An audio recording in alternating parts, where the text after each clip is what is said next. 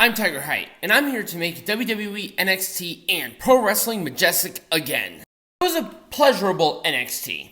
It wasn't great, but it wasn't bad. It was just there. Our first match was the D'Angelo family taking on the Dyad, but for some reason throughout the commentary, they almost implied that this was for the NXT Tag Team Champions. Can somebody clarify that for me? I'm not going to rewatch it. The match was fun. I actually kind of like the interferences and the little bit of a hint that it could possibly be the Creed family, or the Creed brothers, excuse me. There was a lot here I liked. It was fun, interesting, and different. They're still forwarding a rivalry where the other people aren't even there, and sometimes that can be great, and sometimes that could suck, and it doesn't suck here. It was the lifting side slam for the D'Angelo family to win. It still was interference. I'll give it an Orange Cassidy thumbs up. The next match was Blair Davenport taking on Dana Brooke. My God, this match was a mess. Just a mess. Jesus Christ. It was a knee to the face after another knee to the face for Blair to win. Thank God she won, because this was... If it went any longer, somebody was going to botch really bad where somebody was going to get hurt. There were multiple missed spots, multiple weird, awkward endings. It just, mess, thumbs down. We have Drew Gulak taking on Trick Williams. It was fine. There's not really a whole lot to say here. Just kind of felt like a waste of time. Spinning kick thing for Trick Williams to win. I'll be nice, Orange Cassidy thumbs up. Up next was something that I was actually digging. We have Baron Corbin and Von Wagner having interaction, and they brawled. There was a little bit of a table spot, but it never went through. They're going to have a match next week. I can dig it. Orange Cassidy thumbs up. I still cannot believe after all of this time they got Von Wagner over. Seriously, I cannot believe it. I thought Von Wagner was a lost cause, but this is a proof that WWE, in some way, shape, or form, knows how to capitalize on something that actually got over. This whole table, it's literally a powerbomb through the table, and somehow it got over. And not just within NXT, through the audience on social media. They want to see the table spot with Von. It's crazy. Up next was Wesley taking on Dijak. The winner is going to face Carmelo Hayes for the NXT champion at Heatwave. This is essentially in the middle of the show, and this is for their main champion. Why was it here? Well, in hindsight, I know why, but did we really need that part? No, we didn't. I kind of wish this closed off the show overall, but the match was fine.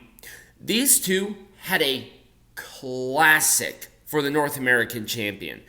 And this match did not meet that expectation. In fact, it was kind of lame. Dijak continues. I want to say he doesn't look bad as a contender for the NXT champion, but his value within anybody else's mind is starting to diminish, and I can see why. It was a spiral tap for the win. All I can give this is an Orange Cassidy thumbs up. I'm sorry. I mean, these two had a 2 thumbs up, and it's still match of the year contender. This was not that. So up next was Tyler Bate and Joe Coffey, and you would think that these two good wrestlers would have a good wrestling match with a conclusive finish. No, Dabba-Kato ran in, attacked both of them before any momentum happened. I hate saying this because I really do. This was a match. It gets an Orange Cassidy thumbs down. It would have been less if these two did not have some sort of momentum being picked up, and I was kind of digging it. Why Dabba-Kato? Why attack both of them? Why Dabba-Kato? Why Dabba-Kato? I don't know. For reasons. Man, this company is still fucking, bless their goddamn heart, trying with Jacy Jayne. I mean, Gigi Dolan wasn't even all that good either. Jesus Christ, rocking a hard place. Mandy Rose was the glue holding that fucking group together, wasn't she? These two tried. It was a inside cradle after Andre Chase tried to get a top turnbuckle back together, distracting everybody, which was odd because he was trying to do the right thing. And then Thea had a pity party because she's fucking 19 goddamn years old and stormed out like a 19-year-old. And that's how Jacy Jayne has to win at this point. Once again, why and where? Where do you go from here? Is Jacy Jayne the next contender? Why is she winning matches? Why is Thea doing this? What's happening here? Thumbs down. So the final segment was an impromptu contract signing for Heatwave, where Carmelo Hayes was signing autographs for random people that weren't even there, and Wesley grabs the contract, rips down the table that Carmelo was signing at, and dragging the table and the contract out to the ring. I actually did like this when hindsight is 2020. It was more so of a contract signing out of frustration and I'm ready for it, rather than Carmelo, ducking Wes all this time. Because he wasn't. Basically, Carmelo wanted Wes to take the ball by the horns and say, go out there and force me to do this, and he did. I don't hate it. I thought this was good.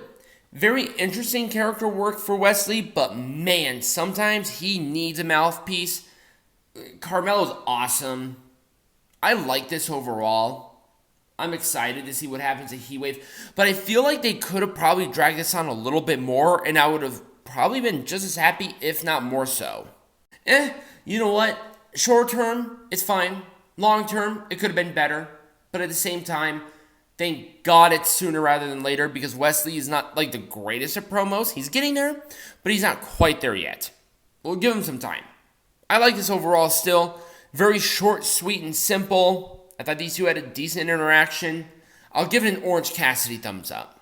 Like I said, it was a fine show. Not the strongest of NXTs that I've ever seen in the world, but it was perfectly acceptable. I like the fact that they showcase a lot more NXT guys than it being the Dominic Mysterio show, but it is what it is. Let me know what you think in the comments down below or right next to me over here. Become a patron, obviously, and get some hats. There will be links for both in the bio along with all the social medias, and also follow or subscribe either right next to me over here or in the description down below. And as always, be majestic.